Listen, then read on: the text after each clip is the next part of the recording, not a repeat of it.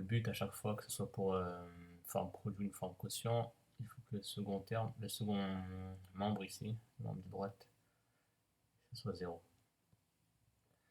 Donc on se propose de résoudre dans R l'inéquation moins x plus 5 sur 2x moins 3 inférieur ou égal à 0. Donc ça c'est un exemple. Donc quand on a la forme quotient, il se peut qu'on ait une valeur interdite. Pas forcément, mais il se peut qu'on ait une valeur interdite. Donc la valeur interdite, c'est laquelle?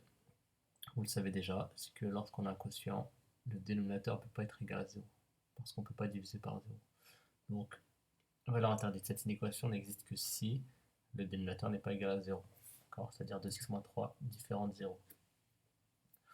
Et ensuite, c'est-à-dire en gros, il faut résoudre ça, il faut savoir quand est-ce que c'est égal à 0. Donc c'est égal à 0 pour 3 demi. Donc x différent de 3 demi. On va le voir ici, on va le détailler ici.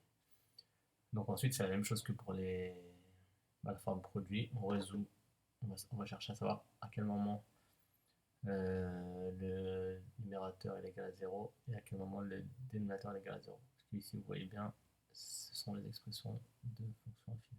Si on les prend séparément. Donc on résout la première équation, moins x plus 5 égale à 0. Donc ça fait ici en fait ce que j'ai fait, c'est qu'au lieu d'enlever le 5, j'ai enlevé le moins x. Donc pour enlever moins x à gauche, j'ai fait plus x.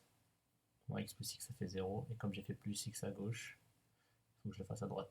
Donc moins x plus x ça fait 0, c'est pour ça qu'il n'y a plus d'x ici. Et 0 plus x ça fait x.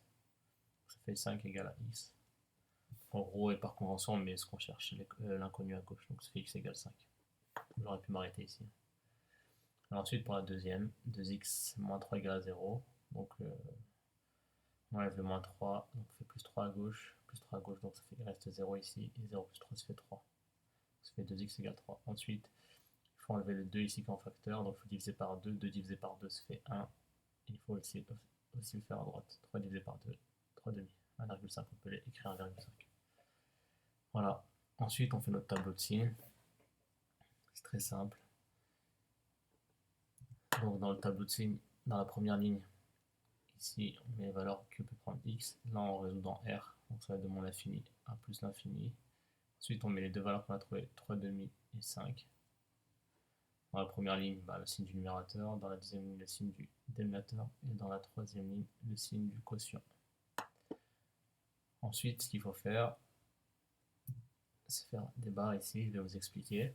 Donc ici, on trace les traits. Donc ici, moins x plus 5, il est égal à 0 pour quelle valeur? Moins x plus 5, il est égal à 0 quand x vaut 5. Donc c'est pour ça qu'on marque 0 ici. Donc ici, on marque rien. Parce qu'il n'est pas égal à 0 pour 3 demi, il est égal à 0 pour x égale 5. Ensuite, 2x moins 3, pour quelle valeur il est égal à 0? 2x moins 3 est égal à 0 pour x égale à 3 demi. Donc on marque 0. Par contre, le quotient, à quel moment il est égal à 0? Donc un quotient, il est égal à 0, il est nul, quand le numérateur il est nul. D'accord?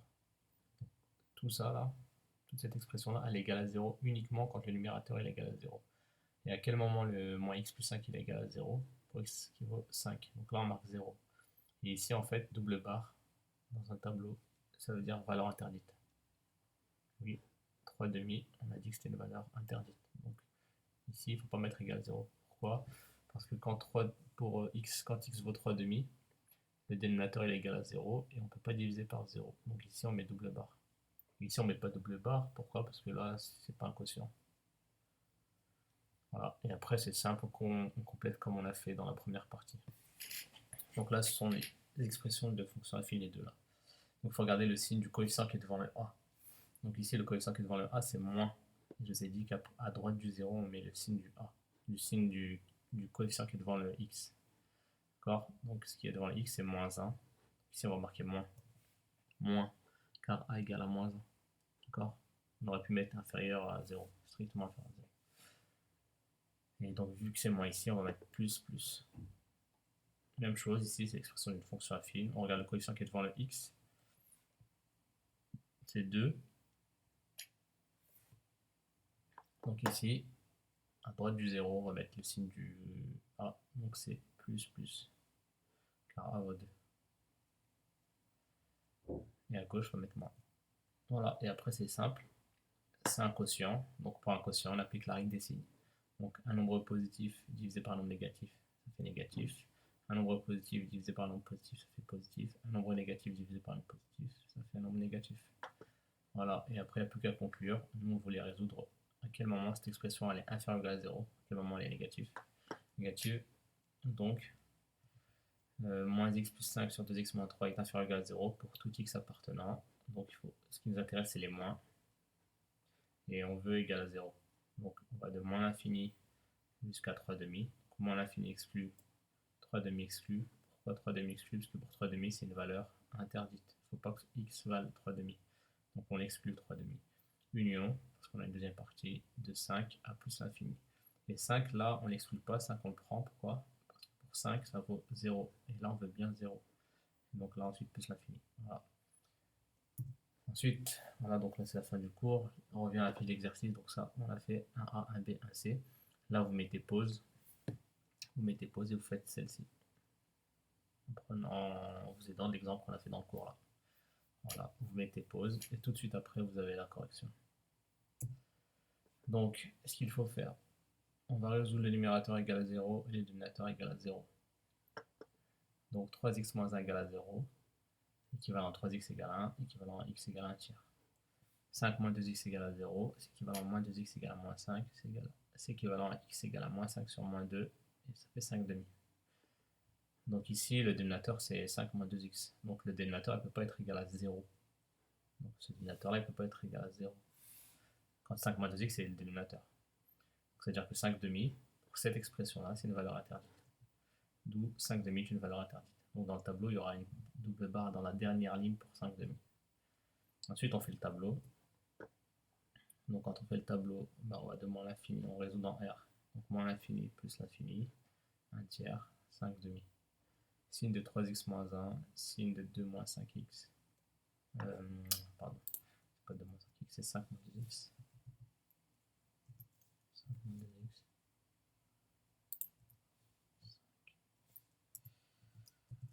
5 moins 2x. Voilà. Donc 3x moins 1, il est égal à 0 pour x égale à 1 tiers. Donc ici on marquera 0. 5 moins 2x, il est égal à 0 pour 5 demi. Là on marquera 0 parce que ici c'est pas un quotient. Et là on marquera 0 et là on marquera valeur interdite. Donc ça donne ça. 0, 0. À quel moment un quotient est égal à 0? Je vous rappelle qu'un quotient est égal à 0 quand le numérateur est égal à 0. Et le numérateur, 3x moins 1, il est égal à 0 pour x égale à 1 tiers. C'est pour ça qu'on marque 0 ici. Et pour 5 demi, c'est une valeur interdite parce que c'est le dénominateur qui est égal à 0. Quand on remplace x par 5 demi, 2 moins 5x. J'ai modifié. Je sais pas, je suis fatigué. J'ai modifié alors qu'il ne fallait pas modifier, en fait c'était bon. C'est bien 5 moins 2x. 5 moins 2x, il est égal à 0. Donc pour x égale à 5 demi, 5 moins 2x, il est égal à 0. Donc c'est valeur interdite.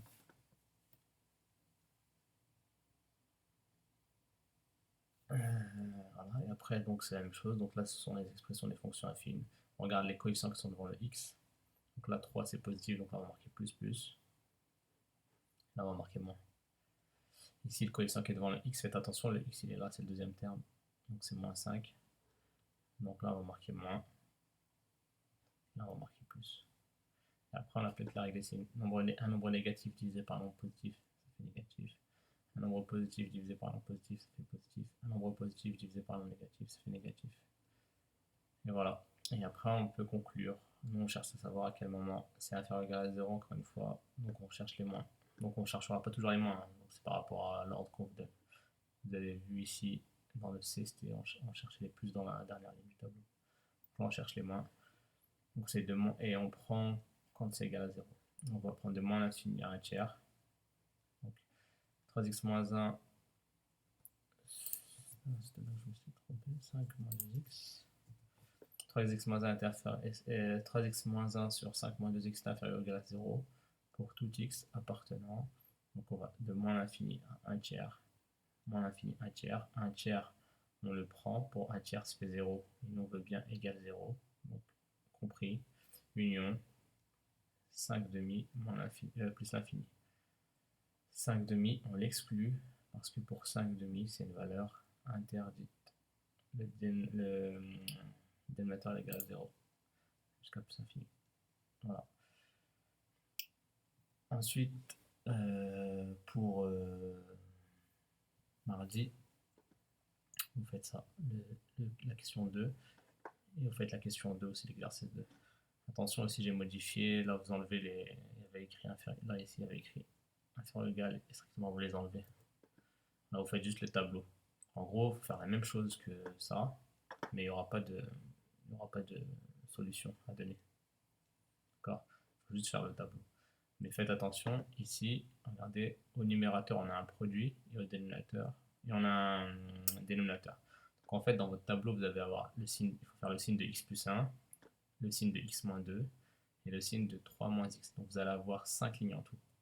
D'accord? Vous allez avoir cette ligne-là, la ligne du premier facteur, la ligne du deuxième facteur, la ligne du dénominateur, et la ligne du tout. D'accord? Pour ça. Une ligne pour donc, la première ligne ici. Ensuite, une ligne pour signe de x plus 1, signe de x moins 2, signe de 3 moins x, et au final, le signe du tout. Même chose ici, vous allez avoir signe de moins 4, signe de x moins 1, signe de 3 moins x. Voilà. Je vous laisse faire, je vous ai mâché le travail. Et vous faites aussi la question pour mardi.